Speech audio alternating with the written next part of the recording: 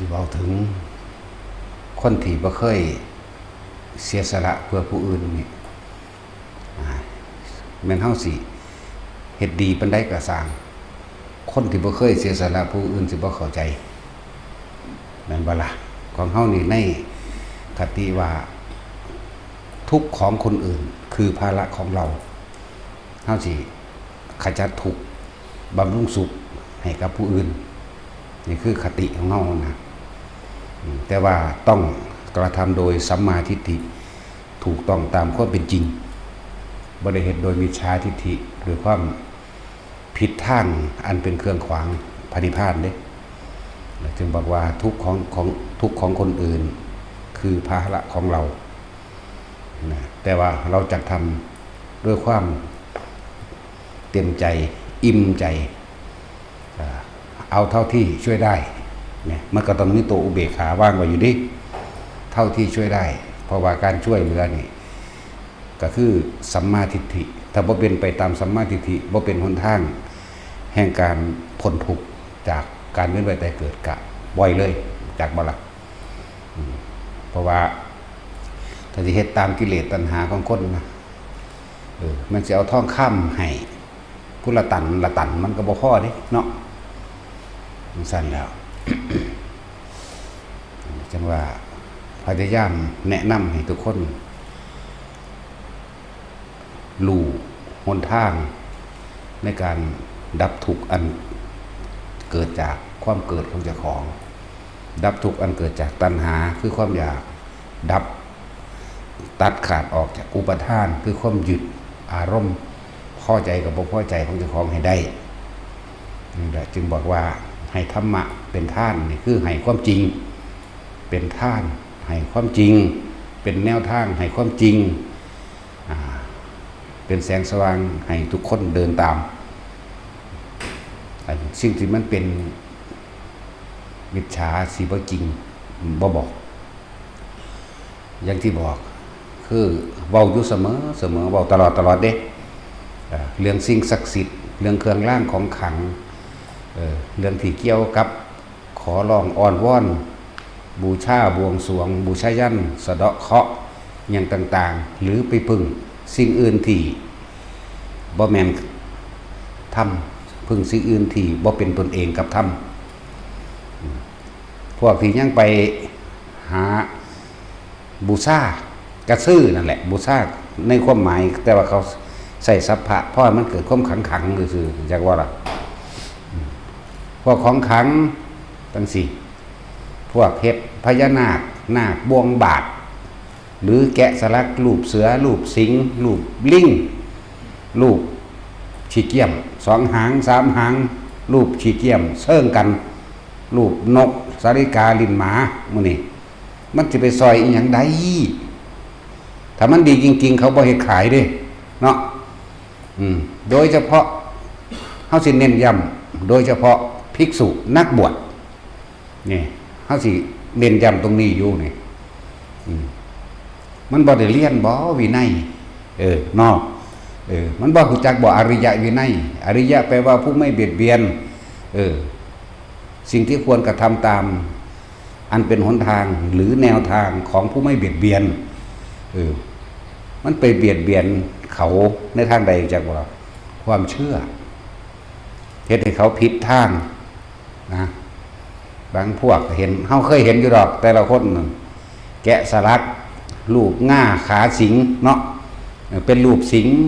เชิงกัน แล้วก็เจาะหูเจาะอีหยังมาแขนแอวแขนข้อแหมโอ้ยไปรับจ้างคือเก่าอยู่เนาะนั่นแล้วอันภิกษุนักบวชพวกนั้นก็อาศัยผ้าเหลืองผ้ากาสาวพัดที่ได้บาทนี่มามันน่าเชื่อถือเด้ถ้าพวกนี้เว้ามันบ่ล่ะนั่นแหละส่วนถ้าเป็นฆราวาสเป็นคนอื่นๆที่บ่ได้บวชนั่นเป็นอาชีพก็ฮู้อยู่แล้วอาชีพของปุถุชนเขาก็หากินแบบนั้นแต่ว่าอาชีพของพระ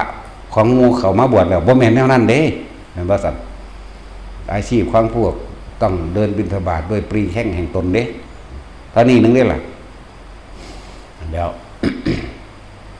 จังว่านี่ว่าแนะนำให้พวกเฮาออกจากความหลงไหลออกจากความเสื่อออกจากสิ่งทั้งหลายเหล่านั้นมันบ่ซอยหยังดอกมันบ่ป้องกันเจ็บกันปวดกันป่วยกันตายได้ดอกเรื่องของคนเรื่องฆราวาสยกไว้เด้อบ่ได้ตีร่วมกับพวกเจ้าสิขายหยังก็ขายไปเถอะเพราะพวกเจ้าก็ขายปูขายปลาขายลาบขายก้อยหาสัตว์มาขายอยู่ไหมขายเนื้อโมนี่ก็บ่ได้ขาดดอกแต่เรื่องของฆราวาสเข้าใจว่าล่ะขายพวกกระตุ้ดของขังพวกเครื่องร่างของขังมีดหมอมีดหยังกับพวกนี้พวกฆราวาสสิขายก็ขายไปตัวสิขายพระขายเพิกก็ขายไปซะตัวมันบ่ล่ะพวกเขาหาปูหาปลามาขายเขาก็หามาอยู่พวกเขาสักล่องสักไล่เป็นศิลปะจังสิเขาก็สักอยู่เห็นบ่ล่ะพวกเขาสิดูดวงเลิกงามยามดีแต่ละเคาะมื้อนี้เขาก็เฮ็ดอยู่ฆราวาสแต่ว่าถ้าบวชเขามาแล้วอย่าเฮ็ดมึงบ่ฮู้จักบ่ภิกษุห้ามซื้อขายแลกเปลี่ยนเนาะจังซั่นแล้วปานนั้นมาบอกกูศึกษาวินัยกันมั่งซั่นโอ๊ยบักเฒ่ามึงบ่มีรายได้บ่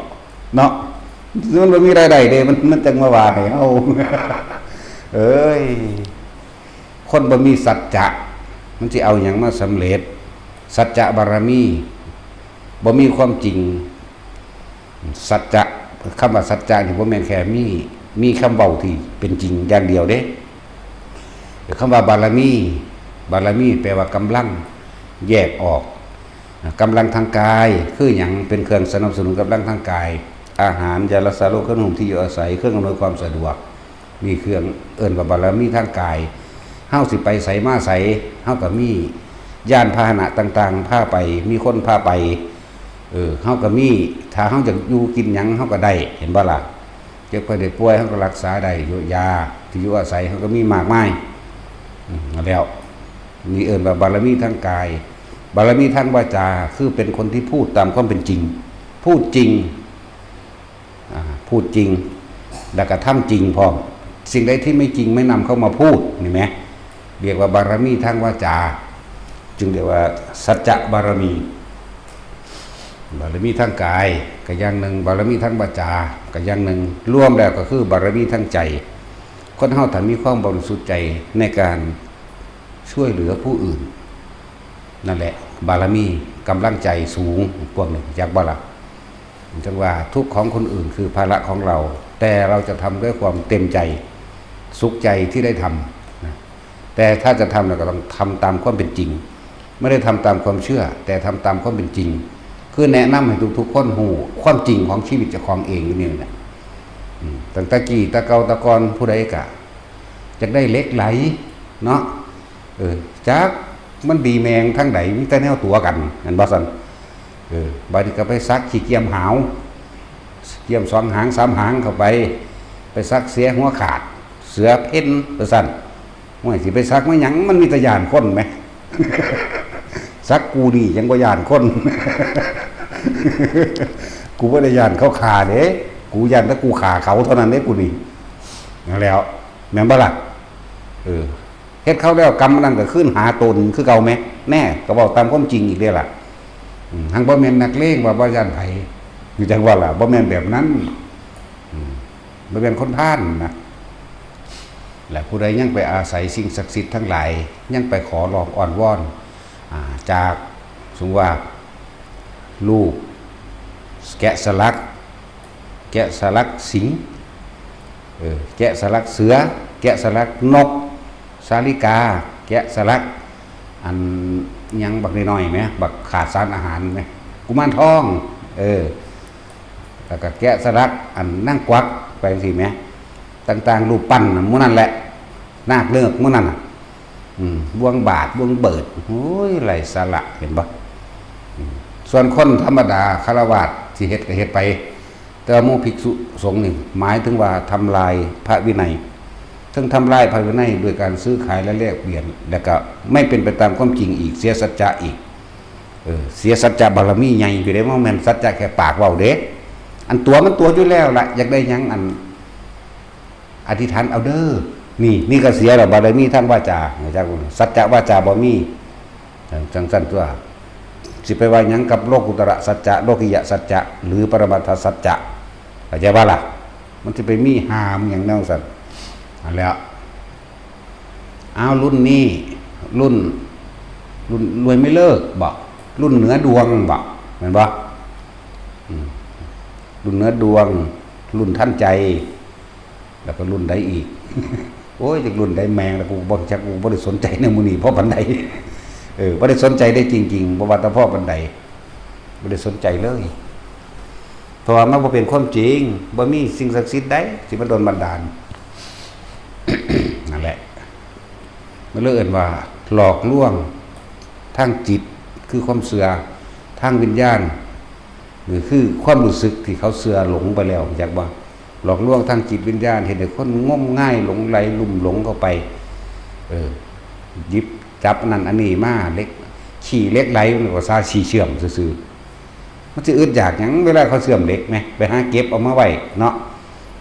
แล้วก็เอาไปผสมกันกับขี่เพิงกับเทียนกับนั่นกับนี่เข้าไปเป็นตะขังเป็นมั่นหยาบๆนี่พูดถึงภิกษุนักบวชเด้อส่วนคนธรรมดาพวกเจ้าก็ขายไปหมดแล้วถ้าเขาหาผักหาปูหาปลามาขายเขาก็ขายเขาก็หาอยู่ไหมเนาะเลิกงามยามดีเบิ่งเลิกดูดวงดูหยังไปกับเฮ็ดไปพวกฆราวาสเด้อข้อยบ่ได้ว่าพวกเจ้านั้นเป็นอาชีพของพวกเจ้าดีก็ไปปล้นไปกี้อยู่เด้แต่ว่าถ้าภิกษุสงฆ์กระทำแล้วเรียกว่าปล้นศาสนาปล้นความเสื่อปล้นความศรัทธาปล้นจิตปล้นวิญญาณเขาเข้าใจว่าล่ะอันถามเจ้าของโลดผู้ใดได้มากก็ดีรุ่นดวงเศรษฐีจังสิรุ่นมหาเศรษฐีรุ่นมหาละรวยหรือรุ่นเหนือดวงจังสิเนาะแต่ของที่มีมาแล้วแม่ขอมันได้จักเทื่อบ่มันบ่ล่ะบ่ได้มีแต่ไปรับจ้างเอาคือเขาไปหาเงินเอาเองแล้วหลายอย่างอยู่ดิผ่ายันผ่าเยินยังหามั่งนี่จะไปกันยังได้เดี๋ยวนี้เนาะจิตัวนี่พูดถึงภิกษุนักบวชที่ทำเดรัจฉานวิชากับแมนจากบ่ล่ะก็ยังว่าเพิ่นบ่ให้ซื้อเปลี่ยนได้แลกขายซื้อขายแลกเปลี่ยนมันเป็นการโกงเขาบริษัทดีโกงเงินเขาเด้น่ะเนาะบาทเดียวเท่านึงได้ค่าของพระแท้ๆนั่นอยากว่าล่ะบาทเดียวบ่ได้หลายบาทเด้สั้นแล้ววายแต่กูหลายบักเฒ่า กูบ่ได้เฒ่าเลยกูนุ่มอยู่มันน่ารักกว่า เนาะตัดสินตั้งแต่ตัดสินแล้วก็ยังน่ารัก นั่นแหละเลิกงมง่ายไร้สาระกับสิ่งเหล่านี้ทุกคนเกิดมาล้วนแล้วแต่ไม่มีเครื่องป้องกันความเก็บไม่มีเครื่องป้องกันความแก่ไม่มีเครื่องป้องกันความป่วยไม่มีเครื่องป้องกันความตายสัตว์ทั้งหลายตามความจริงแล้วเกิดแล้วต้องแก่ต้องเก็บและต้องตายแน่นอนอยู่แล้วคนเฮาต้องพัดพรากจากสิ่งที่รักแม้ไม่จากกันเป็นแต่สุดท้ายก็ต้องจากกันตายอย่างบ่ล่ะทั้ง4ตัวบ่มีเครื่องป้องกันภัยยันอันตรายใดยิ่งกว่าสติของเจ้าของบ่มีสติตัวเองมันเองป้องกันตนเองเข้าใจบ่ล่ะนั่นแหละป้องกันหลายอย่างคำว่าสติมีความหมายละเอียดลึกซึ้งกว้างขวางเด้ป้องกันความไม่กลัวตายป้องแบบใดระลึกนึกถึงแล้วว่าสัตว์โลกต้องแก่ต้องเก็บต้องตายสุดท้ายเราก็ต้องตายนี่เอิ้นว่าสติซึ่งเป็นสัมมาสติเข้าใจบ่ล่ะนึกถึงความจริงมันป้องของใดป้องกันความกังวลป้องกันความเร่าร้อนเพราะว่ายอมรับความจริงเข้าใจว่าล่ะบัดส่วนเครื่องร่างของขังที่ว่ามามีดหมอมันก็ป้องกันตัวได้อยู่ถ้ามันใหญ่หรือมันแหลมกายนิ้วมือนี่ก็แท่งเขาได้อยู่เนาะแต่ถ้าว่าไปป้องกันอีหยังที่มันเป็นอมนุษย์ที่เป็นอกุศลที่เป็นไล่ผีเห็นบ่ไล่ผีหรือไล่อาวะมงคลอีหยังอาวะมงคลสิ่งที่บ่เป็นมงคลมันก็อยู่ในใจของเจ้าของน่ะมันจะไปอยู่ไสอยู่นี่จักบ่ล่ะคำว่าม่านผู้มีฤทธิ์นั่นก็คือความคิดของเจ้าของเองแม่นว่าล่ะเจ้ากรรมนายเวรคือไผถ้าไม่ใช่ใจตัวเอง เจ้ากรรมนายเวรคือความรู้สึกตัวเองคำว่าใจคือความรู้สึกเข้านี่แหละในความพอใจหรือบ่พอใจมารผู้มีฤทธิ์คือความคิดของตนเองเจ้ากรรมนายเวรที่แท้จริงคือความรู้สึกของตัวเองมารอะไรจะไปยิ่งใหญ่เท่ากับใจตัวเองเข้าใจบาระบาดแล้วใจเป็นคือความรู้สึกพอใจกับบ่พอใจนั่นแหละแล้วมารผู้มีฤทธิ์กับความคิดมันออกจากใจมันศูนย์ใส่เขามันจะขาเขาคือเฮาเนี่ยแหละกูได้ย่านเด้เขาขาเนาะย่านถ้ากูขาเขาเท่านั้นเด้อ้าวนั่นตัวนั่นแล้วว่าบอกความจริงให้แต่ละคนรู้แต่เฮาสิถือคำว่าเคารพนับถือนี่มันก็อย่างหนึ่งบูชาแปลว่ายินดีกระทำตามด้วยความเคารพนับถือเด้คือว่าเฮาบูชาพระพุทธเจ้าบูชาพระธรรมบูชาพระธงคือยินดีกระทำตามด้วยความเคารพนับถือบัดนี้เฮามีรูปเหรียญพระพุทธเจ้าหรือรูปเหรียญพระสงฆ์เฮายินดีกระทำตามคำสอนเพิ่นเข้าใจว่านี่บ่ได้เอาไปขังบ่ได้เอาไปป้องกันปืนบ่ได้เอาไปเรียกทรัพย์บ่ได้เอาเป็นเมตตามหานิยมนิยอกอีหยังเห็นบ่ล่ะบ่ได้เอาไปเพื่อให้มันไปบังคับข่มเหงเอาเงินคนเห็นบ่ล่ะสั่นแล้วพวกขายอันนี้มหาอันนี้อธิษฐานเอาเด้ออันเรียกทรัพย์เห็นบ่เป็นเมตตามหานิยมเป็นของเรียกทรัพย์เบิ่งดูน่ะสิไปเรียกเอานำผู้อื่นติแม่นบ่ซั่นเป็นความจริงตัวแนวนี้แม่นบ่คุณแล้วเมตตาจริงๆคือการช่วยเหลือผู้อื่นพูนแม่นบ่ล่ะถ้าเรารักตัวเองจริงๆแล้วเราก็เนี่ยเราจะไม่ทำร้ายใครเลยทั้งคนและสัตว์นี่คือการรักตัวเองจริงๆเมตตาตัวเองจริงๆเมตตาคือการไม่ทำร้ายผู้อื่นหัวใจของศีลคืออย่างไรศีลเป็นสื่อมันสื่อได้การที่ไม่มีความคิดในการทำร้ายเบียดเบียนผู้อื่นให้เสียชีวิตทรัพย์สินตลอดทั้งมนุษย์และอมนุษย์นี่ตั้งหากนั่นแหละตัวนี้ตั้งหากที่ป้องกันตัวเฮาเองตัวเฮาเองป้องกันตัวเฮาเองนี่แหละด้วยการที่ไม่ไปทำร้ายใครเลยบ่ไปลักไปปล้นไปจี้ไผนั่นแหละนี่แหละคือการรักษาตัวเองรักษาแบบนี้แล้วก็ชอบแบ่งปันช่วยเหลือผู้อื่นตามความจริงพร้อมต้องบอก ผู้ใดมีของขังกันส่วนมากพวกเจ้าเป็นบ้าน้ำแนวมานั่งหวงไว้แถมซ้ำอันนั้นอันนี้มาเอาไปเว้าอวดเขาเนาะเอาไปเว้าอวดกันราคาเท่านั้นราคาเท่านี้เด้แล้วก็พวกภิกษุนักบวชมันเป็นตนาเสื่อถืออยู่แล้วตีกุข้าวขึ้นมาว่ารุ่นนี้ดียังสั่นยังสี่ทั้งเทก็บอกเลขบอกหวยไปเนาะบอกไป1,000 คนถึกอยู่ผู้หนึ่งเว้าเอาผู้ถึกนั่นแหละถึง5 บาทถึงได้หั่นนี่ซื้อไปเบิดนั่น15,000ถึก5 บาทได้350เท่านั้นแหละถึก2 ตัวพร้อมถึกอันตัวเขาแถมมั้ยเปอร์เซ็นต์มั้ยเนาะตักซี่สั่นแล้วอีหลีนั่นแหละตัวนี้แหละว่าซั่นพอดีบักหานั่นไปบอกเลขเขาพอดีเฮ็ดบุยใบทำตาเฮ็ดปากทำตาเฮ็ดมืองอมๆแง่มๆไปตีเลขพวกปั้นก็ไปขีดวงกลมไปเด้ดูดีๆว่าเด้เนาะดูหีแมวมึงบ่แล้วทั้งสั่นแล้วจะไปถ้าเฮาเป็นคำว่าชาวพุทธแท้ๆต้องบ่มีความเชื่อเลิกงามย่ามดีดวงดาววันเดือนปีเกิดการสะเดาะเคราะห์การขอร้องอ้อนวอนบูชายันต่างๆบ่มีแต่ว่าล่ะคือบ่ได้ไปสนใจสิ่งเหล่านี้เลยแล้วก็การเชื่อสิ่งนั้นศักดิ์สิทธิ์สิ่งนี้ศักดิ์สิทธิ์บ่มีเลยการที่จะเอาวัตถุสิ่งของอันอื่นอันเป็นไม่ว่าจะเป็นรูปของเดรัจฉานแต่อย่าว่าบางพวกก็เฮ็ดสิงเขมรสิงหยังแน่ล่ะจักสิงหีแมงหยังล่ะเนาะสิงซูแล้วมาเจาะใส่ก้นมันก็ให้ข่อยแอวไว้ป้องกันโตมั่งเรียกทรัพย์มั่งแล้วแต่เขาสิตัวไปเด้พุทธะที่ผู้เข้าถึงความจริงแม้นท่านได้ละหยังใดก็สร้างแต่ว่าโดยความเห็นจะว่าทัศนะนี่แปลว่าความเห็นที่ลงโตญาณทัศนะนี่ญาณแปลว่ารู้ รู้ตามความเป็นจริงที่ลงตัวแล้วว่าบ่มีสิ่งศักดิ์สิทธิ์ใดที่ดลบันดาลนั้นนี่เฮาได้สิ่งที่ปกป้องดลบันดาลเฮาได้จริงๆก็คือบุญที่เฮาเฮ็ดเองทานศีลภาวนาเนกขมะปัญญาวิริยะขันติสัจจะอิทธานเมตตาอุเบกขาตัวนี้ตั้งหากที่ก่อเกิดขึ้นเป็นบุญญาลิตจากบ่ล่ะอินได้สิสู่บุญญาลิตได้พวกที่เขาเจ้ามีอภิญญาแสดงฤทธิ์นั้นๆนี่ได้มีเฮ็ดได้สมมุติว่าเขาได้กับศีลกับศีลไฟเขาสิพุ่งไฟมาใส่เฮากูบ่รู้จักหยังเฮาเฮ็ดหยังบ่เป็นแต่ว่าบารมี10ที่เฮาสั่งสมไว้แล้วปกป้องเฮาเองแม่นบ่ล่ะบ่ต้องไปท่องคาถาสะท้อนกลับดอกมาเฮ็ดใส่กูเนี่ยเถินผู้ใดอันมีเก่งๆก็เลยเนาะบอกมาตะโดนแล้วเด้บอกมาตลอดเฮ็ดใส่กูแน่พวกเขาสั่งก็มีอยู่แล้วแหมนั่นแหละสั่งตัวมันบ่ได้ขายของ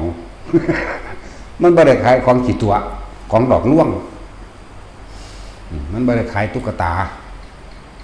นี่พูดถึงพระถึงบ่เป็นพระพวกเรียนแบบพระเข้าใจว่าล่ะภิกษุนักบวชเฮาเน้นย้ำเสมอเด้อนั่นเป็นการทำลายพระธรรมพระวินัยทำลายความจริงที่พระศาสดานำมาแสดงเรียกว่าทำลายพระธรรมทำลายพระวินัยหมายถึงว่าเครื่องป้องกันตนเองเด้พระวินัยแม่นบ่ล่ะวินัยนี่เป็นเครื่องป้องกันภิกษุนักบวชเด้ภิกษุนักบวชเข้ามาแล้วก็ต้องรักษาพระวินัยแล้วพระวินัยจะกลับมารักษาเฮาเองจึงบอกผู้ใดบวชเข้ามาแล้วนี่ที่อยู่โดนหรือว่าโดนก็สร้างให้ศึกษาอริยวินัยเพราะว่าเฮาแก่อยู่แล้วแม่นบ่ล่ะแต่ผู้อยู่โดนๆแน่กาว่าบ่มีกำหนดเนี่ยเอาไปศึกษาให้มันเอาไปพกใส่ไปเลยเพราะว่าถึงให้จำได้ทั้งเบิดจำบ่ได้ทั้งเบิดเด้มันหลายข้อ จำบ่ได้ทั้งเบิด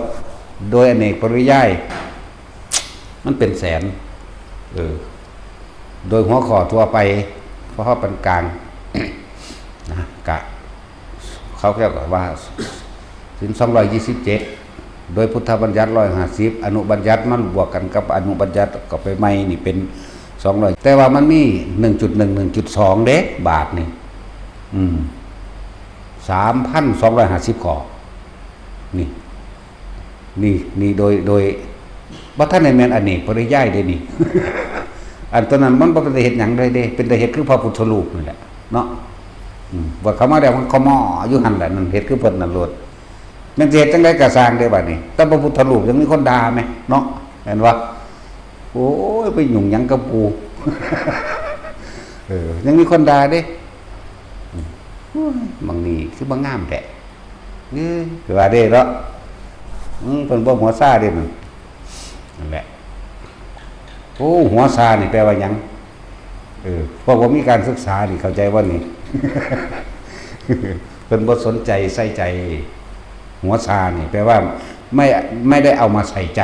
เด้อแปลว่าไม่เอามาใส่ใจหัวซา ภาษาธรรมมาละคำเด้นี่เบิ่งภาษาไทยเด้ภาษาธรรมมาละคำหรือหลายๆคำ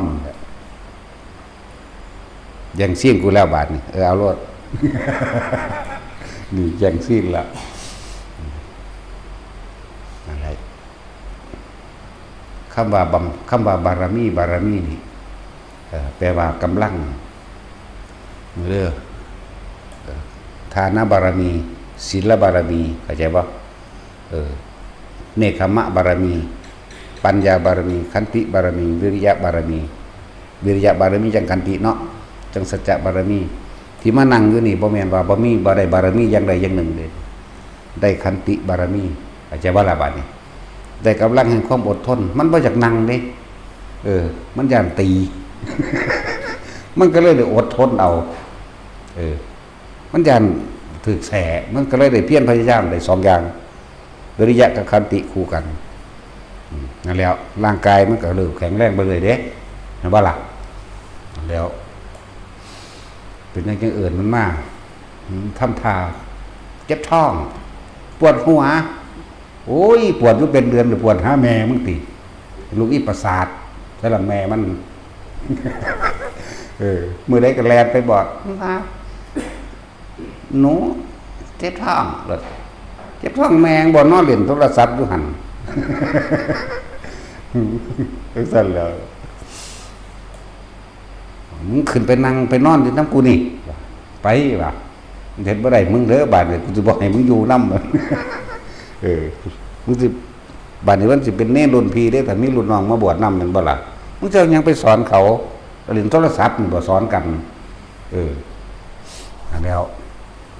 เป็นแมงอยู่เบิดมือเบิดเว้นตลอดนั่นแล้วตอนนี้ต้องมีระเบียบบัดนี้ผู้ใดเฮ็ดบ่ได้ตามระเบียบก็ให้ไปนะบ่ให้อยู่เริ่มพวกปิดเทอมใหม่ขึ้นมานี่ก็อย่าว่าล่ะมีนาเด้เนาะพวกม.จบม.3 หรือม.4 หรือเข้ามาใหม่จังซี่นะต้องให้มันมีแน่เลยเว้ยนี่แล้วให้เขาได้ทั้งขันติบารมีได้ทั้งวิริยะบารมีปัญญาบารมีมันเกิดขึ้นมานำความอดทนนำความพยายามของเขาเองดอกอย่าว่าล่ะได้ยินได้ฟังการต่อไปของบางอย่างแก้ไขปัญหาบ่คิดพอค้ำลงพอเด้เห็นบ่หลวงพ่อไว้จังซี่ได้เฮ็ดเอาตัวรอดมาได้ก็มีเห็นบ่นั่นแหละ พุทธะผู้ใดถึงพุทธะเด้อแม่นเฮาสิละบ่ทันใดจริงๆก็สร้างแต่ว่าความเห็นของเฮาให้มันมีความเห็นตามความเป็นจริงเป็นสัมมาทิฏฐิเห็นว่าหรือรู้ว่าสัตว์โลกนี่ต้องเป็นไปตามกรรมเท่านั้นคือการกระทำของตนเองเป็นเครื่องกำหนดตนเองเราเป็นผู้นำตนเองไม่ใช่ใครอื่นเป็นผู้นำสุขเราทำเองทุกข์เราทำเองไม่สุขไม่ทุกข์เราก็ทำเองไม่มีบุคคลผู้ใดดลบันดาลให้เป็นไปบ่มีเทพเจ้าบ่มีพระอินทร์พระพรหมทั้งใดมาดลบันดาลสุขและทุกข์บ่มีนี่แต่ตัวเองนั่นแหละนี่เอ่ยว่าสัมมาทิฏฐิเห็นตามความเป็นจริงไม่มีสิ่งศักดิ์สิทธิ์ใดๆที่จะช่วยปกป้องคุ้มครองเราได้นอกจากสติเราเองเข้าใจว่าล่ะนั่นแล้วสิภาษายังกับพวกเครื่องร่างของขังต่างๆเน้นย้ำโดยเฉพาะภิกษุนักบวชเอาไปตั๋วเขาขายนั่นเน้นย้ำเขาบอกว่าฆราวาสเด้อฆราวาสเขาก็หากุ้งหาหอยหาปูหาปลาขาเป็ดขาไก่ขาง้อขาควายเขาก็เคยจังสันอยู่ขายอยู่แม่นบ่แต่ว่าหมู่ภิกษุบ่ให้เฮ็ดเรียกว่าทำลายพระธรรมทำลายความจริงที่พระพุทธเจ้านำมาแสดงทำลายพระวินัยคือทำลายตัวเองที่สิว่าทำลายพุทธศาสนามันทำลายไม่ได้เหมือนเดิมพุทธศาสนาบ่มีเสื่อมเสื่อมคือใจคนมันเสื่อมเด้หนังสั่นหนังหากเด้ใจคนไปเด้ธรรมะก็คือใจคนเองนั่นแหละใจคนตัวก็เป็นอธรรมเท่านั้นแหละใจคนจริงก็เป็นธรรมะนั่นแหละเข้าใจว่าล่ะนั่นแล้วจึงบอกอยู่เรื่อยๆบ่มีอีหยังเหนียวดอกสักลิงสักไล่หรือสักยันสักยังก็แล้วแต่สุดท้ายแล้วล่ะไม่อาจสามารถป้องกันความเจ็บไข้ได้ป่วยได้ไม่อาจสามารถป้องกันความตายได้ไม่อาจสามารถป้องกันความพัดพรากจากสิ่งที่รักได้แม่นบ่ที่สุดคือบ่ป้องกันความตายได้คือตายคือเก่านั่นแล้วบัดนี้ผู้ใดมีเครื่องรางของขลังทุกประเภททุกชนิดอีกไม่อาจสามารถป้องกันความแก่ความเจ็บความป่วยความพัดพรากจากสิ่งที่รักและความตายได้เหมือนเดิมแม่นบ่นั่นแล้วสั้นตัวมันแล้วมันแทรกซ้อนเข้ามาหลายอย่างได้อันพวกมิจฉาชีพมิจฉาทิฏฐิหรือมิจฉาวานิชาทั้งหลายกับหมู่ภิกษุเอามาเฮ็ดภิกษุนักบวชเนี่ยเฮาเน้นย้ำอยู่เด้พุทธเจ้าเฮามีแต่เอาความจริงมาแสดงการแสดงธรรมของพระองค์เองที่พูดไม่จริงสักคำไม่มีมีแต่คำจริงเบิดเป็นเอกะนั่นไม่จริงแล้วพูดแล้วเป็นหนึ่งคือต้องจริงไม่มีสองบ่มีเอ็นเอียงเจ้าว่าล่ะจังว่าเน้นย้ำภิกษุนักบวชให้เลิกซะมันปรับตัวปรุงตัวไม่ได้ก็ดอกอย่าไปตั๋วเขาหลายถ้ามันได้จริงๆเจ้าของจะเอาไปขายเฮ็ดหยังก็คิดมองนี้เนี่ยไปหยังเดี๋ยวนี้เนาะเอาไปอธิษฐานเอาเด้อบูชาธูปกำนึง เทียนกำนึงแม่นว่าล่ะเท่านั้นเท่านี้สวดเท่านั้นบทเท่านี้บทสวดให้มันร่ำมันรวยสวดให้มันเป็นตัณหาให้ไดมันสิเป็นไปได้พวกเฮาพากันสวดรักษาพุทธวจนะคำสอนของพุทธเจ้าเข้าใจว่าล่ะสวดเพื่อรักษาหรืออัตถกถาต่างๆที่เขาเจ้าคัดออกมาแปลเพื่อให้เกิด พื่อให้พวกเขาเข้าใจเพิ่นแปลคำสอนพระพุทธเจ้าว่าอัตถกถาจังซี่บางอย่างก็บ่แม่นที่ออกจากปากพระพุทธเจ้าแม้นมีมาในสมัยพุทธกาลก็เหมือนกันคาถาบางอย่างเพื่อเป็นการผูกมิตรจังซี่แหมคือจังทัชคะปริตจังซี่เป็นของยักษ์เทวดาสัญจตุมนี่นึงดอกยักษ์ก็ดีเวลาหมู่พระภิกษุสงฆ์ทั้งหลายออกไปทุดงตามป่าตามเขาไปบำเพ็ญเพียรตามป่าตามเขาเพิ่นก็ให้ทำความผูกมิตรเข้าใจบ่ล่ะจักอาตานาติยะปริตจังซี่นะบทอิติปิโสนั่นแหละเข้าใจบ่ล่ะย่นย่อมาให้แล้วถ้าสิเอาเต็มจริงๆอย่างเงาเข้าใจบ่ล่ะบักเงาพุ่นเด้เอาเต็มจริงๆนั่นน่ะแต่เฮาย่นย่อเอาตะโชกหัวใจมันเงาโพดนั่นแล้วหรือสิเอาอีกตัวนึงควิปัสสิสานมัตถุจักขุมัตตสาสิริมโตนั่นเด้นี่ก็แม่นเข้าใจบ่ล่ะหลายอย่างอยู่เด้บางที่ก็เป็นของผู้อื่นบ่แม่นเฉพาะคำว่าพุทธเจ้าจักบ่ล่ะบ่แม่นเฉพาะออกจากพระโอษฐ์อยากมาถวายให้จังซี่นะที่พระพุทธเจ้าบอกให้หมู่ภิกษุสวดบทกรณีทำความผูกมิตรกับทั้งมนุษย์และอมนุษย์นั่นแหละเวลาเฮาไปอยู่ป่าหรือบทวิรูปเขทำความผูกมิตรเด้บ่แม่นป้องกันแบบไล่กันเด้ทำความผูกมิตรซึ่งกันและกันถึงสิเอิ้นว่าป้องกันก็เป็นการผูกมิตรนั่นแหละป้องกันก็ดีนั่นว่าล่ะซั่นมีหลายบทอยู่ดอกบางบทเทวดาก็มาถวายพุทธเจ้าบางบทก็บ่แม่นนั่นบางบทเพิ่นก็เอามาจากประสบการณ์เพิ่นเองโดยสัจจะของเพิ่นเองคือทัชคะปริตนี่แม่นบ่ล่ะสมัยเพิ่นเกิดเป็นช้างชัทธันตะแม่นบ่ล่ะบางบทเพิ่นก็เอาสัจจะของเพิ่นเองเป็นของนกขุมเพิ่นเกิดเป็นนกขุมจังซี่ก็มีบังกันไฟก็ว่าไปนั่นแล้วบางชาติเพิ่นก็เกิดเป็นปลาช่อนมีสัจจะเห็นให้ฝนตกเนาะบ่บอกดอกคนจะเอาไปแห่นางแมวให้แมวมันหนาวเพิ่นใส่สัจจะบ่กี่คำเด้นั่นแล้วหลายอย่างอยู่แต่เฮาบ่อยากให้ไปงมงายแนวมื้อนี้บ่อยากให้ไปให้พวกคนนั่นน่ะเตรียมตัวตายจักบ่ล่ะเดี๋ยวมันหนีบ่พ้นน่ะมันสิมีหยังเป็นหยังได้หยังก็สร้างบ่มีเหลือบ่รอดจักคนนี่คือธรรมะนี่คือความจริงของทุกชีวิตสรรพสัตว์คำว่าสรรพสัตว์นี่บ่แม่นแต่คนอย่างเดียวบ่แม่นแต่หมูหมากะไก่อย่างเดียวเทวดาทั้งหลายก็สรรพสัตว์เด้จักบ่ล่ะสัตว์นี่แปลว่าผู้ยังมีอารมณ์คล้องอยู่จักว่าสัตว์แปลว่าจังซี่คล้องอยู่ในความพอใจและไม่พอใจเทวดาตั้งแต่สันที่6ลงมาผู้หอดผู้มะหอดลูกขะมื้อนี้จังมีความคล้องอยู่ในอารมณ์กามคือเก่าจึงเรียกว่าชะกามาภัชระสวรรค์เป็นเครื่องอยู่ของเขาพวกนี้สิไปว่าหยังกับคนสิไปว่าหยังกับสัตว์เดรัจฉานเปรตสิว่าหยังกับสัตว์นรกต่างๆนั่นบ่ล่ะพรหมก็เหมือนกันเป็นจังซั่นพรหมที่บ่ได้มีธรรมะพุทธเจ้าก็มีหลายอยู่เด้ตะกี้เขาเจ้าบำเพ็ญเพียรเข้าสู่ฌานเข้าสู่สมาบัติอย่างต่างๆแล้วก็เข้าใจว่าต้นนั้นเป็นที่สุดของทุกข์แล้วโตบ่รับรู้หยังนั้นพวกสมาธิแบบบ่ได้อาศัยปัญญาคือว่านั่นแหละสมัยนั้นพุทธเจ้าพันเกิดอนิจจังทุกขังอนัตตาบ่ทันได้ถูกเปิดเผยออกมายอดปัญญาบอกเด้ว่าเป็นคืออนิจจังอนัตตานั่นแหละยอดแห่งปัญญาคือสิ่งใดเกิดสิ่งนั้นดับเฮาบ่ควรก็ไปยึดมันถือมันเพราะทุกอย่างบ่เป็นไปดังที่ใจเฮาอยากให้มันเป็นไปตามธรรมชาติเกิดดับเป็นเช่นนั้นเองเป็นตถาตาว่าล่ะนั่นแล้วทางที่ดีเฮาหาวิธีอยู่กับตนเองสติปัฏฐาน4สติแปลว่านึกปัฏฐานแปลว่าอย่างลงใน4อย่างคือลมหายใจลมในกาย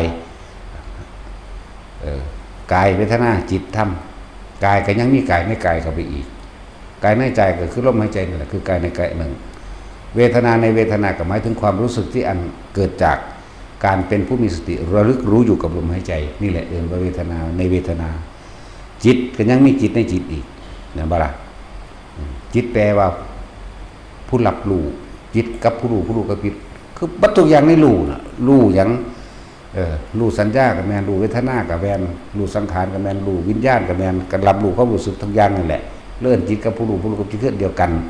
ก็เลื่อนว่าจิตในจิตคือสติกำกับจิตแบบนี้หมายถึงว่านึกถึงความรู้สึกในกายตัวเองอย่าไปคิดถึงบุคคลผู้อื่นให้มันกลับมาอยู่ในกายว่ากายเวทนาจิตธรรมมันแหละ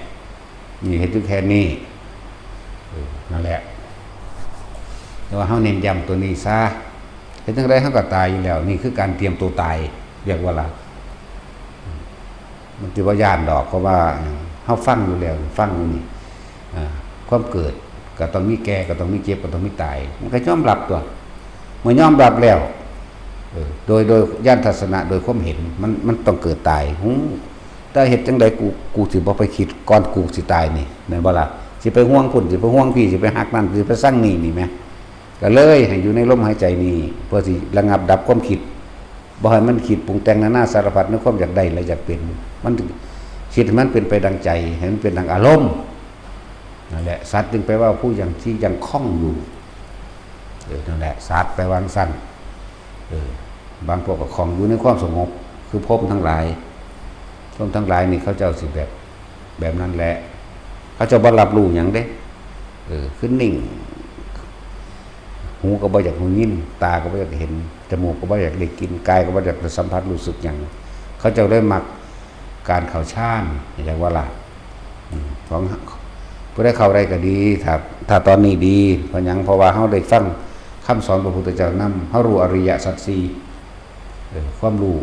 อันประเสริฐสูงสุดแล้วอริยสัจสี่ทุกข์สมุทัยนิโรธมรรค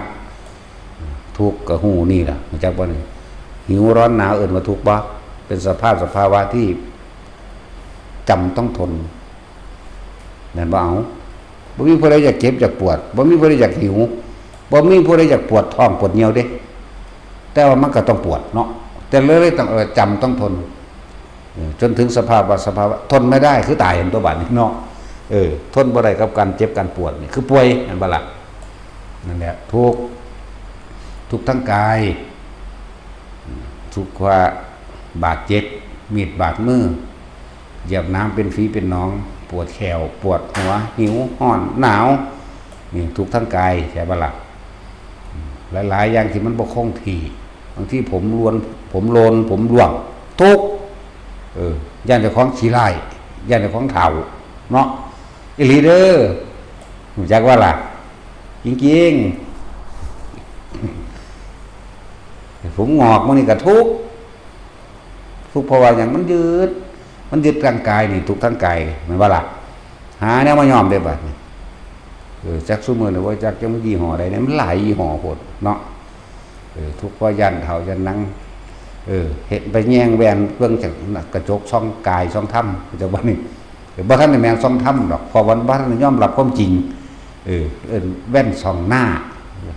เดี๋ยวเบิ่งตีนกาขึ้นแล้วยิ่งแขวยืมทั้งนี้ยิ่งแขวยืมทั้งนี้พุ่นความคิดอยู่ไสอยู่น้ำอ้อยออบอุหลานอยู่ในพรเนาะ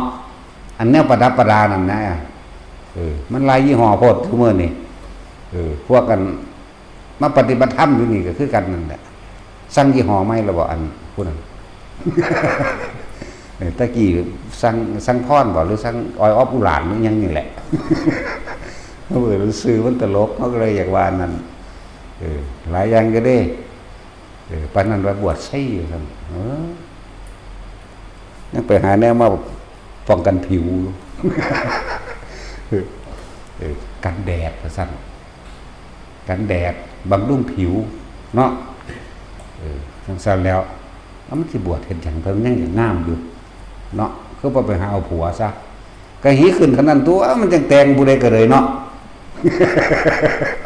มันสิแต่งไปหยังแต่บ่แต่งไปหาผู้ชายแหมแม่นว่าล่ะอีหลีเป็นจังซี่ว่าแม่นหรือเสียวคืออีพ่อใหญ่บัวเทศเอาบ่ตัดสินมักบ่ญาติเขาบ่มาโอ้ยหังมาหลายเห็นบ่นี่ด่าเพ่ง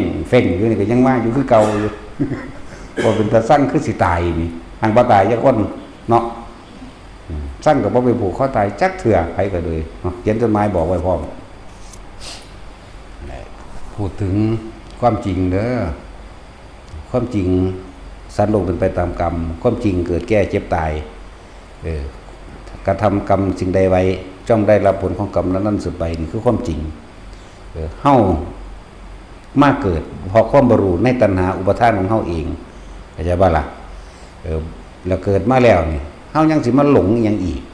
เฮายังสิไปเชื่ออีหยังกับเกี่ยวกับเครื่องร่างของขังเกี่ยวกับการปืนผาหน้าไม้แม่นบ่ล่ะ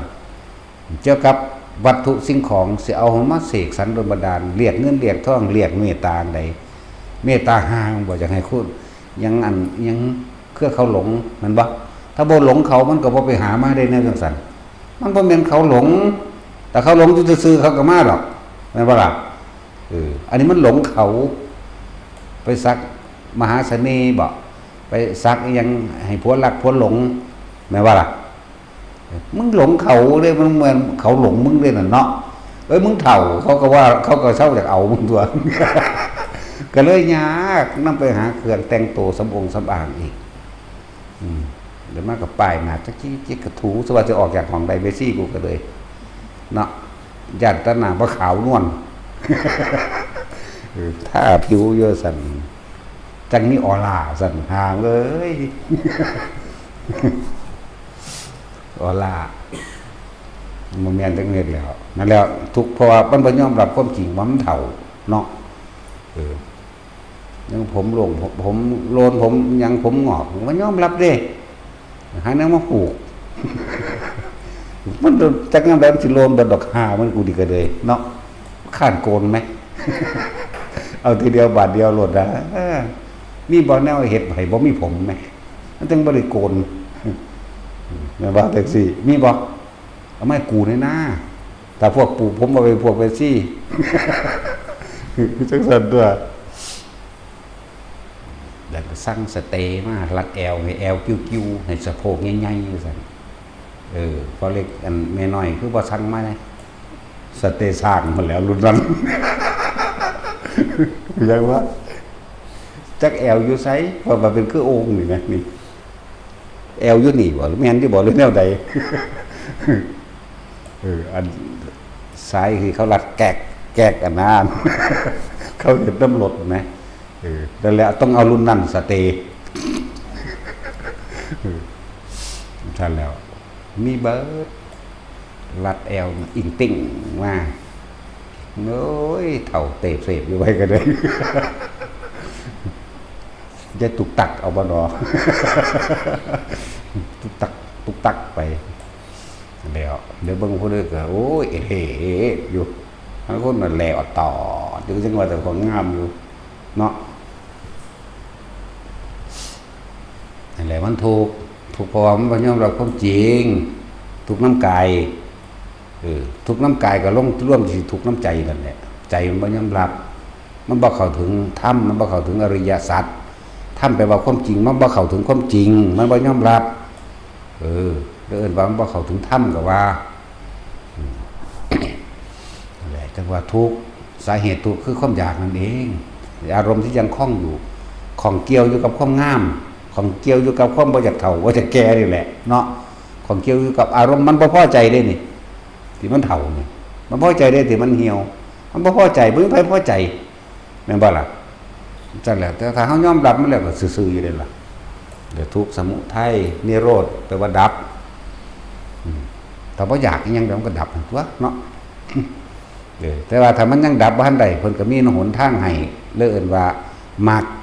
มีองค์8หนทางทั้ง8อย่างนี่สัมมาทิฏฐิมีความเห็นตามความเป็นจริงอ๋อเป็นแบบนี้แน่ถ้ายอมรับความจริงแล้วมันก็ลงตัวว่ามีความคิดขึ้นในขณะปัจจุบันตาหูจมูกลิ้นกายรูปเสียงกลิ่นรสกระทบกระทั่งมีความเกิดความดับแค่นั้นแน่เข้าใจบ่ล่ะสัมมาวาจากัมมันโตอาชีวะวาจโมสติแล้วก็สมาธิจนถึงฮอดสัมมาวิมุตติพุ่นล่ะบ่แม่นแค่8ได้มีฮอดตัวที่9อยากบ่ล่ะตัวที่9นั่นก็พบเองโดยตัวเองเฮ็ดเอาตัวแม่นบ่ล่ะสัมมาทิฏฐิสัมมาสังกัปโปวาจากัมมันโตอาชีวะวาจโมสติสมาธิและสัมมาวิมุตติเป็นตัว9นะครับถ้าเฮ็ดได้ตามนี้มันก็หลุดพ้นไปเองสั่นละซึ่งบอกว่าถ้าเป็นพุทธะคนพุทธแท้ๆเด้อ คนที่มีหัวใจเป็นพุทธะแด่บ่ได้เสือดอกเลิกงามยามดีบ่ได้เสือเลยก็ตุดเครื่องร่างของขันป้องกันนั่นป้องกันนี่บ่ได้เสือเลยว่ามีอันนั้นนี่สิเรียกดลบันดาลโชคทรัพย์ต่างๆบ่มีบ่ได้เสือวันเดือนปีเกิดบ่เสือบ่ได้สนใจเลยนะจังซั่นเสือกรรมคือการกระทำของตนเองเฮ็ดสิ่งใดก็ได้สิ่งนั้นนี่ล่ะแม่นบ่ล่ะแต่ว่าบัดเรื่องของกรรมการกระทำทั้งใจทั้งเจตนาถ้าปราบใดที่เขายังมีความหวังมีความเจตนาและความอยากใดอยากนี้อยากเป็นอยู่ถ้าเฮายังมีความปรารถนาสุข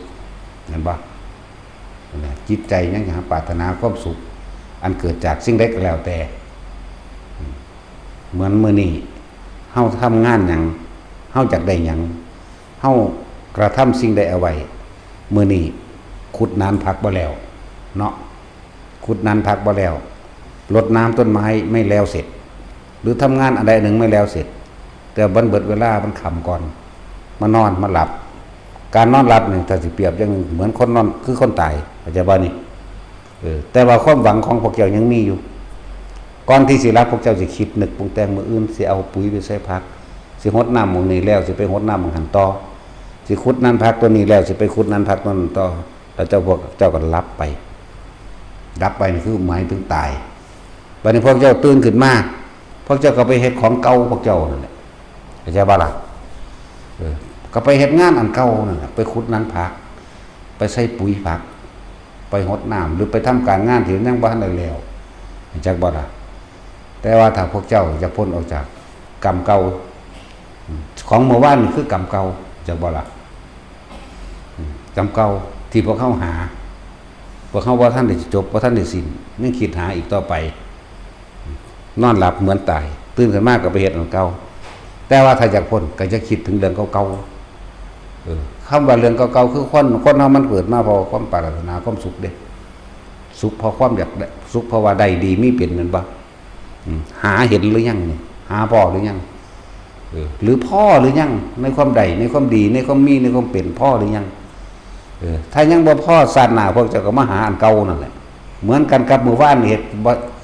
ดกิจกรรมกิจการงานบ่ทันแล้วมื้อใหม่คือมื้ออื่นนี่แต่มันบ่ตายนี่ก็กลับมาเฮ็ดของเก่าแม่นบ่ล่ะนั่นแหละแต่ว่าพ่อหรือยังได้หรือยังเห็นหรือยังสิ่งที่ตัวเองหาพ่อบ่เป็นเด้ถ้าอันยังมีกิเลสยังมีตัณหาถ้ายังหาอยู่บ่มีพ่อถ้าพ่อเราบ่หาเข้าใจว่าล่ะเพราะว่ามันเห็นแล้วทั้งสั้นแล้วจังว่าละลาอันละอย่างมาเปรียบมาเทียบให้พวกเฮาเข้าใจบอกภาษาเฮาบ่บอกว่าลีหลายปานใดดอกบ่ได้น้อยพอเบาไปก็บ่เข้าใจดอกนะคนบ่ค่อยเรียนบ่ได้เอาใจใส่ปานนั้นดอกนั่นแหละจึงบอกว่าทุกข์ของคนอื่นคือภาระของเราเฮาคนที่ไม่เคยเสียสละเพื่อผู้อื่นจักไม่เข้าใจบุคคลที่เสียสละเพื่อผู้อื่นคนเห็นแก่ตัวบ่เข้าใจคนเสียสละเด้ใจบ่ล่ะแล้วมันจึงพยายามที่จะเอาความจริงออกมาแนะนำให้ทุกคนให้เห็นตามความเป็นจริงผู้ใดมีพระประจำวันเกิดเนาะเอามาไว้เพื่ออย่างกันตายไม่ว่าล่ะกันตายแล้วเขาก็ตัวไปอีกสวดเท่านั้นจบเท่านี้จบหรือตามกำลังวันเด้อเห็นบ่สั่นมันสั่งบ่มีวันที่100แหมมันสวดตามกำลังวันเนาะเห็นบ่ล่ะมันมีฮอด31วัน15มื้อนี่วันนี้สวดเท่านี้จบวันนี้จบก็ว่าเด้โอ้ยสวดพอค่อมอยากได้ทุกข์ก็เก่าอีกเด้โอ้ลืมเอาไหมอาจารย์ว่าเด้เนาะแล้วพระประจำวันเกิดเฮาเฮ็ดพระประจำวันตายดีบ่ตัดสินเฮารุ่นพระประจำวันตายโอ้ยคือสิบ่มีผู้ใดมาซื้อนำดอกเนาะจังซั่นแล้วก็มีถ้าว่ารุ่นมหาเศรษฐีดวงเศรษฐีรวยทันใจแล่นไปซื้อน้ำเขาเด้ สิบอกให้เด้อถ้ามันได้จริงๆเขาบ่ขายพวกเจ้าจื้อไว้แน่ไปหยังเขาบ่ขายให้ดอกเฮ็ดแล้วเขาก็ไปอักไว้ผู้เดียวกูนี่แล้วเนาะไผสิอยากให้ผู้ใดมามีอำนาจมามีความรวยเหนือเจ้าของเดี๋ยวนี้ตัวขายวัดโดยเฉพาะพวกภิกษุนักบวชเข้าใจว่าล่ะเดรัจฉานวิชาเดรัจฉานสัตว์กักๆเรียกว่าอะไรล่ะแล้วบอกใบหวยบอกอันนั้นอันนี้โอ้ยก็ยังบอกแล้วถ้ามันแน่จริงมันเห็นจริงๆกันน่ะมันเขียนไว้100 ปีพุ่นเนาะไม่มันบ่อึดได้ผู้สิไปเขียนให้แต่บ่เขียนเองก็เลยเนาะเขียนไว้100 ปีเขียนไว้อีก160 ประเทศพุ่นนำชื่อเอาโลดแต่ว่าละบาทนี่ของประเทศไทยมันออกเดือนละลอตเตอรี่นี่เดือนละ2 ครั้งมันบ่ของประเทศนั้นประเทศนั้นบอกแมง100 ปี1,000 ปีก็บอกไว้เรื่อยตัวนั่นบริษัทพอไปดูดวงก็คือการเกิดวันหยังมันคือบ่เว้าโลดแต่มันรู้เนาะสั่นตัวแล้วอันนี้เล็กหลงเล็กไหลสั่นไปหาขี่อันเขาเชื่อมเล็กงงเมื่อใส่ขี่เพิงแน่เมื่อปนใส่เทียนแน่เด้พวกบ้านกันเสื้อด้วยเนาะตายคือเขาสีเชื่อมมันมีดอกเล็กไหลมันตลดไหลไปเนาะเล็กแท้ไหลแท้แต่ต้องอาศัยยางอาศัยหล่อเครื่องประกอบเอาคนครับบ่แม่นเอาหยังหลายอันหลายแบบนี่คือเอาความจริงมาบอกให้ทุกคนได้ทราบได้รู้ได้เข้าใจผู้ใดมีอันใดก็พอทำนั่นแหละของดีรักษาพวกเจ้าได้รักษาของพวกนั้นเนาะคือว่ารักษาความดีในกายในวาจาในใจของเจ้าของนี้จึงจะเป็นของดีรักษาเป็นประสัตแต่รักษากายดีแล้วว่าไปปนขี้ขาผู้ใดรักษาวาจาว่าไปด่าว่าไปเว้าพื้นไผรักษาใจคือบ่การคิดทำลายเบียดเบียนผู้ใดบ่ถึงสิ่งที่เป็นทรัพย์สินนั่นแหละของดีตัวนั้นแหละสิกลับมารักษาเฮาเองบ่ได้ต้องไปถือคุรูคิรีหยังบ่ได้ไปใส่แอวบ่ได้ไปใส่ข้อบ่ได้ไปซักใส่ที่หัวในหน้าผากบ่ได้ไปซักใส่น้ำต้นน้ำตัวบ่เก็บเนาะโอ้ซักล่างเลยกูเก็บปานกูซักแมงเด้จักว่าล่ะบ่ได้มีจักอันได้อยู่นี่บ่มีไปเบิ่งเขาซักอยู่เอามาซักเจ้าของกูเก็บปานกูบ่ซักแมงเด้อวะนั่นสั่นแล้วบ่ได้คิดว่าสิซักอีหยังเลยนั่นแหละนี่คือความจริงนี่คือนำความจริงออกมาให้ทุกคนเข้าใจความจริงถ้าพวกเจ้าบ่ถึงความจริงบ่ถึงพุทธะแท้ๆนั้นหาทางออกยากๆเด้แต่ถ้าผู้ใดได้รู้ความจริงโดยสัมมาทิฏฐิแล้วภายในพานดึงเป็นของบ่ไกลจากบ่ล่ะบ่ไกลเด้ถ้าเข้าใจของมันแล้วแม้นบางครั้งบางคราศีลของเฮาเองสิบ่บริสุทธิ์ในแต่ละมื้อแต่ละเว้นมันต้องมีดีล่ะว่าจักมื้อนึงจัก2 ข้อ 3 ข้อล่ะว่ามันก็บ่ได้ผิดไปเบิดดอกมันบ่ล่ะบางที่อาชีพการงานเฮาก็เป็นโดยกรรมหาปูหาปลามาอยู่มากินมาอะไรมาขายบ่ล่ะบางคนก็อาชีพรับจ้างฆ่าสัตว์นั่นบ่ล่ะแต่ว่าทุกคนเมื่อมาทำอานาปานสติรู้ลมหายใจอยู่ในนี่เมื่อนั้นศีลก็บริสุทธิ์สมาธิก็เกิดปัญญาก็สิฮู้เห็นนะหั่นบุญทั้งหลายสิไหลรวมในลมหายใจนี่เองคำว่าบุญแปลว่าความสงบปราศจากความคิดนึกในความอยากได้อย่างดีอย่างมีอยากเป็นไหลมาร่วมอยู่ในลมหัวใจก็จะวันลมหายใจเฮานี่แหมนั่นแล้วมือนั่นมันสงบมันระงับแม้เพียงชั่วขณะหนึ่งเหลือเพียงแค่รัดข้อมือเดียวกันว่าแล้วก็กล่าวว่าเป็นผู้ไม่ห่างจากฌานจิตมันก็ยังตั้งมั่นมือละเล็กมือละน้อยก็ยังดีสำหรับคนที่ทำให้บ่อยทำให้มากทำให้ชินทำให้เป็นดวงวิญญาณได้อรหันต์ตอนมีชีวิตสั่งเข้าใจว่าล่ะนี่คือพวกทำ100%แต่อรหันต์ในขณะที่มีชีวิตอยู่แต่ท่าน75%ก็อาจจะได้อรหันต์ตอนที่สิ้นใจ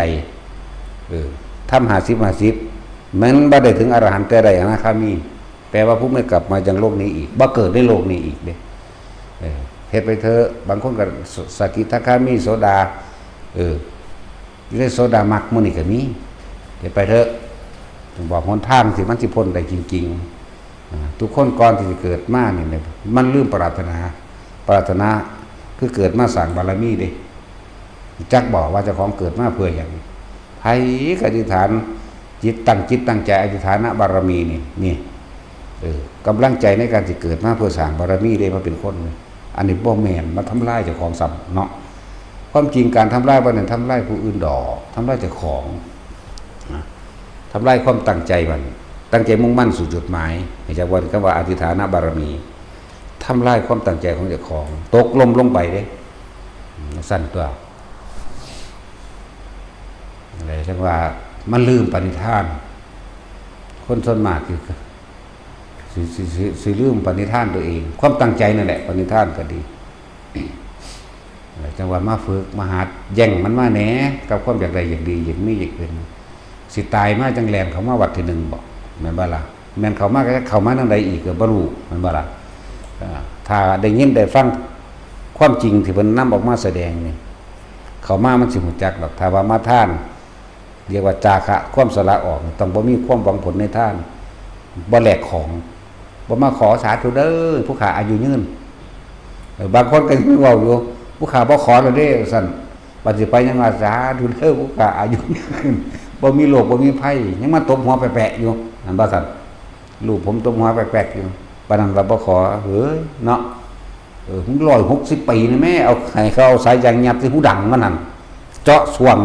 เอาเข่าหยอดลงในหั่นมันจักอยู่บ่แบบนั้นแม่นบ่ล่ะซั่นแหละมันบ่เข้าใจความจริงบ่เข้าใจเจ้าของอิหยังกันแน่และท่านคือจาคะความสละออกจากความยึดมั่นถือมั่นว่านี่เป็นของกูให้ไปแล้วไปบ่ต้องไปหวังผลใดๆทั้งสิ้นผู้ใดท่านแบบนี้เป็นพึงเข้าสู่พรหมโลกพุ่นเด้บ่ธรรมดาเด้ท่านนี่สามารถถึงพระนิพพานได้ท่านเพราะว่าไม่หวังผลในทานไม่มีจิตผูกพันในผลทางทานไม่สั่งสมในความอยากใดดีไม่เป็นใดๆทั้งสิ้นขาดออกจากความเป็นเจ้าของมันเลยแม้นบุคคลผู้รับทานก็โยนเขากองไฟต่อหน้าก็สร้างเป็นหยังเขาจะเด้ให้ผู้อื่นอีกเกิดสร้างเขาเป็นหยังมันบ่ล่ะหรือเขาจะไปเฮ็ดหยังกับเรื่องของเขานี่มันบ่หวังหยังแล้วขาดออกท่านแต่ลักษณะนี้ท่านบ่ปรารถนาท่านบ่หวังเรียกว่าเป็นจิตเป็นกลางเป็นกลางจักมัชฌิมาบ่ท่านเป็นกลางอันนี้สังสารท่านโดยอุเบกขาไหมอารมณ์อุเบกขามีแต่พรหมท่านเด้ใช่บ่ล่ะบุคคลเมื่อทานเช่นนี้เป็นต้องมีการได้ยินได้ฟังธรรมะต้องเข้าใจอริยสัจพร้อมประเภทนี้สมมติว่าไปสู่พรหมกายิกาพรหมในสันแดกพื้นฐานนี่เขาจะว่านี่เขาสิมีโอกาสเลื่อนขั้นขึ้นไปจากวันนี้ถึงแม้ไม่เลื่อนขั้นบัดนี้อุปหัจจะปริภายีหมายถึงได้นิพพานก่อนสิเบิดอายุของสันนันพร้อมเข้าใจว่าอะไรนี่อุทังก็โตโสค่อยๆเลื่อนขึ้นไปกับนี้เข้าใจว่าล่ะนั่นแหละโอ้ยมันมีต่างหากเป็นด้วยหันแล้วมันคล้ายๆดีบ่ดีมันไปก่อนอนาคามีสัมอนาคามีบางประเภทค่อยๆเลื่อนขึ้นไปอยากว่าล่ะค่อยๆเลื่อนสั้น12 13 14 15 16จังนิพพานก็มีเด้แต่พวกอยู่ในเทวดามั่งหรือพวกอยู่ในพรหมสันใดสันหนึ่งที่บ่แม่นอนาคามีนี่บางที่พระผู้ทรงฤทธิ์ไปแสดงธรรมกูลงมาฟังจากเวลาบรรลุเลยภิกษุผู้ทรงฤทธิ์แสดงธรรมไม่บรรลุบ่หน่อยเด้ที่ตกค้างไว้กับศาสนาของพระศาสดาพุทธเจ้าองค์นั้นจากบ่ล่ะผู้เขานั่นแหละเขาผู้เข้าถึงธรรมแล้วผู้รู้ธรรมแล้วนี่จากบ่ล่ะรับใช้ธรรมส่งต่อธรรมโดยไม่ได้ลำเอียงสัตว์ทั้งหลายนี่เป็นอันเดียวกันเบิดบ่ได้เลือกเพศบ่เลือกไว้บ่เลือกศาสนาเด้นำธรรมอันเดียวกันคือพระพุทธเจ้าเฮาพระเจ้าแสดงธรรมอันเดียวกันแต่บ่ได้แสดงอันอื่นเข้าใจบ่ล่ะก็แสดงทุกข์สมุทัยนิโรธมรรคการแสดงปฏิจจสมุปบาทการแสดงอนิจจังทุกขังอนัตตาอันเดียวกันปั๊บแสดงอันนี้เทวดาสนั่นบรรลุไปบ่หน่อยเด้จากว่าล่ะคนอื่นว่าผู้เข้าถึงธรรมแล้วผู้รู้แจ้งธรรมตามความเป็นจริงได้แล้วจึงรับใส่ธรรมเรียกว่าเป็นธาตุธรรมจากว่าล่ะเลื่อนมารับใส่ด้วยความเต็มใจรับใส่ด้วยความอิ่มเอิบด้วยความเบิกบานคำว่ารับใส่ธรรมนี่มีความปรารถนาและบางดีทุกของคนอื่นคือภาระของเราผู้เพิ่นรู้แจ้งธรรมเด้บ่คือเฮาเด้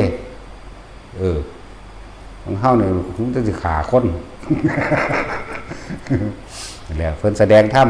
เทวดาแต่ละสันฟังบรรลุด้วยกันนี่แต่ว่าเนี่ยถึงเขาจะไม่ในเขาบรรลุในขณะที่ฟังอยู่นั่น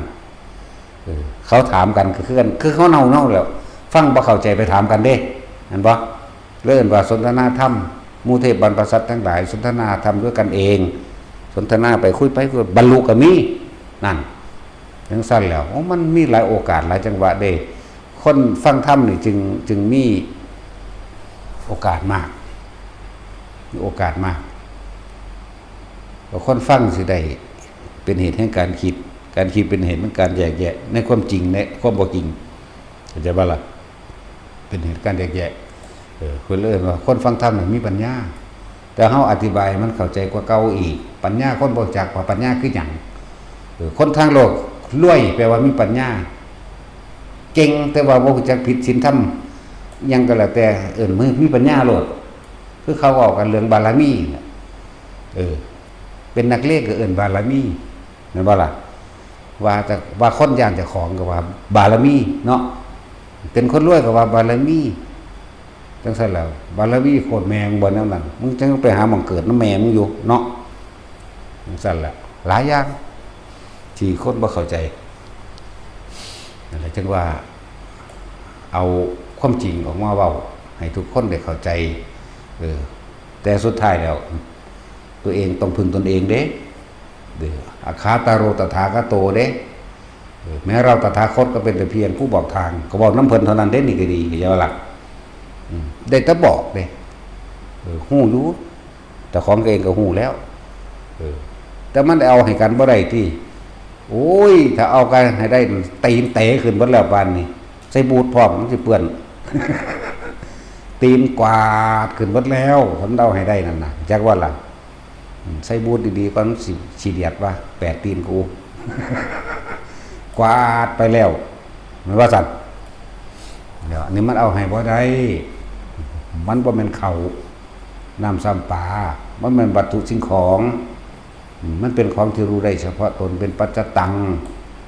เป็นสิ่งที่ตัวเองพิสูจน์ด้วยตัวเองเข้าไปรู้ไปถึงสัมผัสโดยอารมณ์แห่งความรู้สึกตัวเองหรือว่างอารมณ์ต่างๆได้โดยตนเองพร้อมต่างหากวิธีก็บ่ได้ยากคือวิธีก็แค่นึกเข้ามาสู่ลมหายใจแม่นบ่ล่ะนึกเข้ามาสู่ลมหายใจแล้วนะเพิ่นให้เฮาหาแค่เครื่องอยู่นั่นเด้ปัทมฌานนี่เป็นเครื่องอยู่ ให้อยู่ในกายให้อยู่ในเวทนาให้อยู่ในจิตนี่เรียกว่าธรรมแล้วอย่างว่านะบัดนี้ก็เลยเป็นกายในกายเวทนาในเวทนาจิตในจิตสติกำจิตกายเวทนาจิตธรรมเวทนาจิตกายร่วมแล้วให้มันอยู่ในเป็นหนึ่งคืออารมณ์อันเป็นหนึ่งเอาอาการปิติมาเป็นเครื่องยืนยันจะว่าใบรับประกันหรือเครื่องรับประกันตัวเองที่มีอาการปิติเกิดขึ้นนั่นแหละเรียกว่าฌานที่1วิตกวิจารปิติสุขเอกตาเป็นวิหารติเป็นวิหารเป็นเครื่องอยู่ของใจเฮาเป็นเครื่องอยู่ของความรู้สึกเฮาบัดนี้วิตกวิจารหายไปหมายถึงตอนนั้นความคิดบ่ได้มีเรื่องใดล่ะบ่ได้คิดถึงลมบ่ได้คิดหยังละปิติเกิดขึ้นเลยเพราะว่ามันบ่คิดนั่นน่ะเป็นฌานที่2บัดนี้อิ่มเบิกบานปิติปราโมทย์อยู่ในความรู้สึกอันใดอันหนึ่งที่บอกยากๆเป็นจิตเบากายเบาโล่งๆโป่งๆอยู่นั่นน่ะเป็นฌานที่3แต่ฌานที่4มันเข้ามาอันนั้นหมายถึงเข้าแต่ของเฮาเฮ็ดนั่นน่ะสมาธิลืมตาไม่มีเข้าไม่มีออกแต่ว่าทรงอยู่อย่างนั้นรักษาอยู่อย่างนั้นจักว่าล่ะเฮ็ดอยู่จังซี่เฮาสิเห็นดอกเกิดดับเฮ็ดไปเรื่อยเฮ็ดไปเรื่อยนั่นแหละเฮ็ดไปจนตายจังได๋แค่ปฐมฌานก็บรรลุได้ดอกถือว่าเรื่องบรรลุแล้วเวลามันบรรลุสมานก็มาบรรลุตัวปฐมฌานนั่นแหละความรู้สึกมีอยู่ตรงกลางหน้าผากนี่หรือหัวนี่หรือหน้าเราอกสร้างการคิดพิจารณาตามความเป็นจริงนั่นใส่ก็คิดบ่วิตกการคิดนึกมันบ่วิจารสืบต่อเนื่องในเรื่องหนึ่งเฮาคิดเรื่องทุกข์ของกายเฮาก็สร้างนี่คิดอยู่ในเรื่องเดียวแต่ว่าอาการปิติมีอยู่นี่จะว่าล่ะนี่เป็นชาติหนึ่งเด้นั่นน่ะช ขั้นที่สองเนี่ยหมายถึงมิตรปิติอย่างเดียวอย่างงอกๆไปก็เป็นวืออยู่หัวอยู่หน้าผากอยู่หัวอยู่หน้าผากมันร่วมเลยได้จิตร่วมเลยจิตร่วมแปลว่าบ่คิดเด้บ่คิดซอซายถึงสิ่งนั้นสิ่งนี้เด้เข้าใจบ่นี่มันก็ร่วมของมันแล้วมันก็เกิดกำลังบัดนี้มันก็กลับมาคิดบัดนี้อาจจะคิดเรื่องทุกข์เรื่องเหตุแห่งทุกข์ของเจ้าของเองกลับไปกลับมาก็เวลามันปัวขึ้นมามันถึงปัวขึ้นมาดอกหน้าจักสิปัวเท่าใดแล้วผู้ใดเคยปัวบ่2คณะ3คณะก็ว่าไปเนาะบางที่มันยอมรับความจริงบางอย่างที่ตัวเองรู้ด้วยตนเองแล้วมันให้เห็นจังว่านี่คิดแปลเองก็ให้เอาเองได้นี่แล้วเอิ้นว่าดวงตาเห็นธรรมเห็นตามความเป็นจริงบ่ได้เห็นยังวิเศษวิโสแปลกประหลาดดอกอันนั้นพวกนั้นเห็นนิมิตนั้นนิมิตนี่มันคิดตัวเบิดนั่นแหละอยากบ่ล่ะปดลับตามาลับตาหรือฝันมาเบาเด้โอ้ยทางไปไงเนาะเมื่อตาผู้โวอยู่นี่ก็ยังเห็นได้คนอยู่นี่ก็เห็นเลยทวิคือคนอีกภพนึงก็เห็นก็ยังว่ามันตัวอยู่ ก็บ่ให้จริงย่างบ่ให้ยืดบ่ให้ยืดบ่ให้ไปติดบ่ให้นำสิ่งนั้นสิ่งนี้มาข้างมาฆ่าเกิดนึงขึ้นก็สร้างเด้อพวกเจ้าละความคิดเห็นอย่าเสียดายความคิดกลับมาล้มโลดเสียก่อนจังมาปึ๊บเข้านี่โลดอยู่เรื่อยๆมันนั่งลืมไปเองดอกอันเรื่องต่างๆสิไปนึกไปปรุงไปแต่งไปประกอบให้มันเป็นรูปเป็นร่างใช่บ่ล่ะนึกก็มาล้มนี่อยู่หน้าล้มนี่ล้มนี่อยู่หน้าล้มนี่เฮ็ดไปเรื่อยๆอย่าไปเสียดายความคิดกับเรื่องนั้นเรื่องนี้อย่าไปสรุปความเห็นใดน่าสิเข้าใจนะสักนิดนึงไหมเนาะบ่ได้ว่าบาลีจักเม็ดเด้เนาะบ่ได้ว่านิโรธคามินีบ่ได้ว่าอีหยังแบบปานนี้เด้เนาะบ่จักดอกเว้าจังซั่นสัญญาเวที่จะนิโรธนี่ก็แปลแล้วแปลอีกอยู่เนาะคนเฮาคำว่าสัญญาน่ะมันบ่ลืมเป็นดอกแต่ว่าอย่านึกคิดปรุงแต่งต่อสัญญาคิดถึงบ้านเดี๋ยวนี้นั่นคือสัญญาเด้เป็นอดีตเด้นั่นว่าซั่นบ้านบ่ได้อยู่ต่อหน้าเดี๋ยวนี้แหม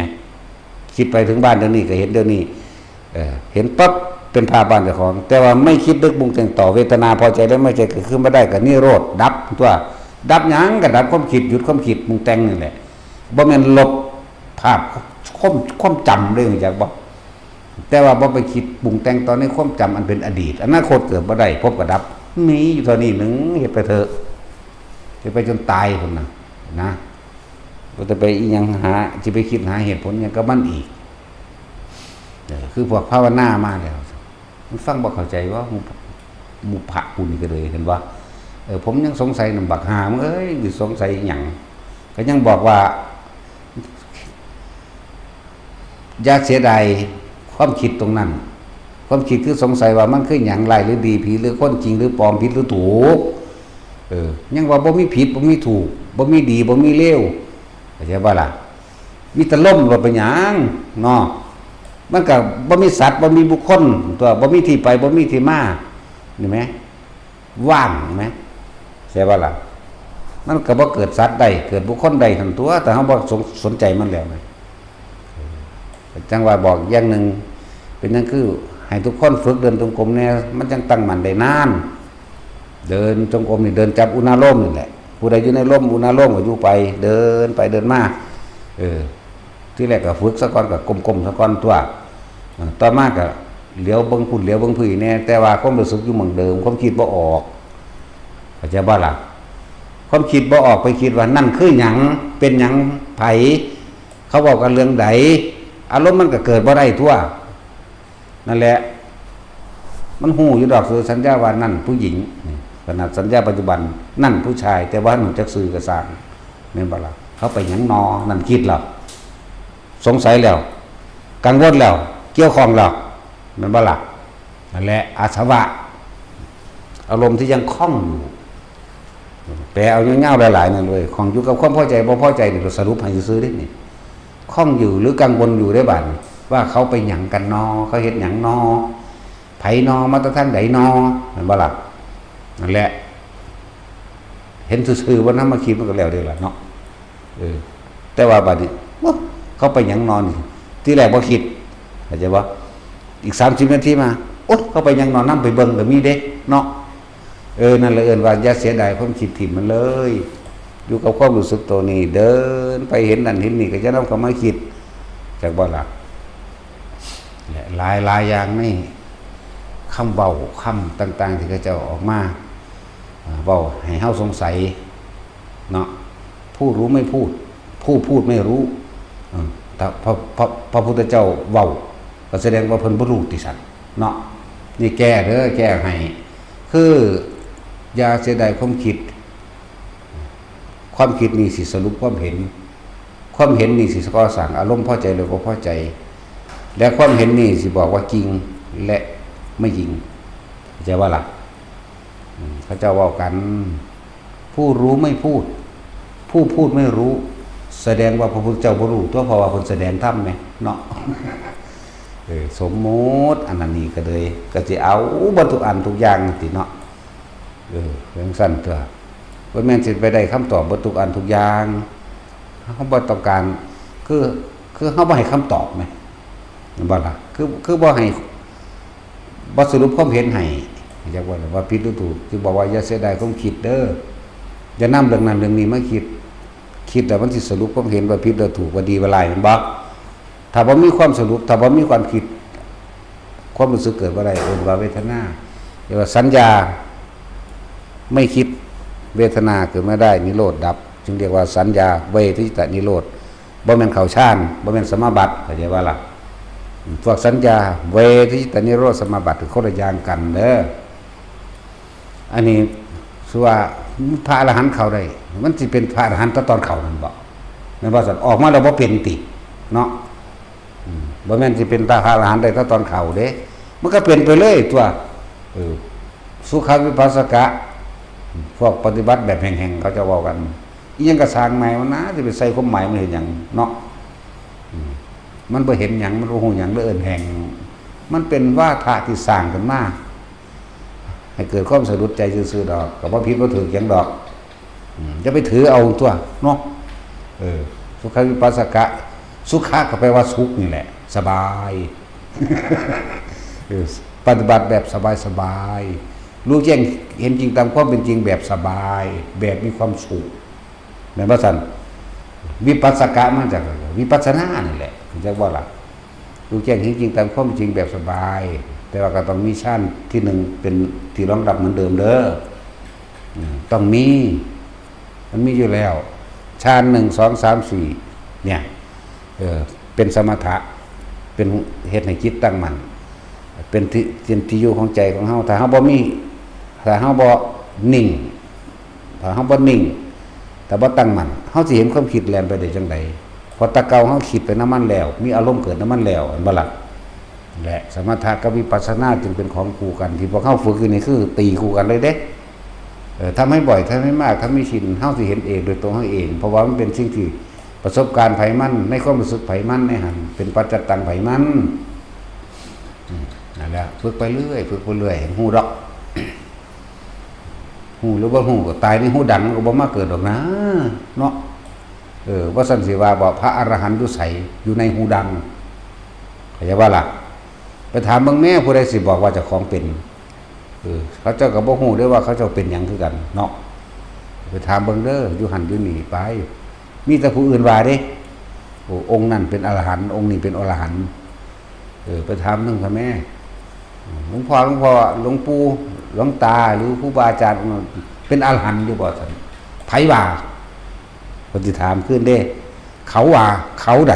บักใดอีใดก็ไปถามมันติกูก็บ่รู้จักว่ากูเป็นหยังคือกันกูบ่ได้เป็นหยังแล้วไล่หนีซ้ำแม่นบ่ล่ะซั่นแหละจึงบอกว่าผู้ใดอยากเห็นอรหันต์ก็หันเข้ามาเบิ่งผู้ดังเจ้าของนั่นแหละเนาะเอาสมาทาน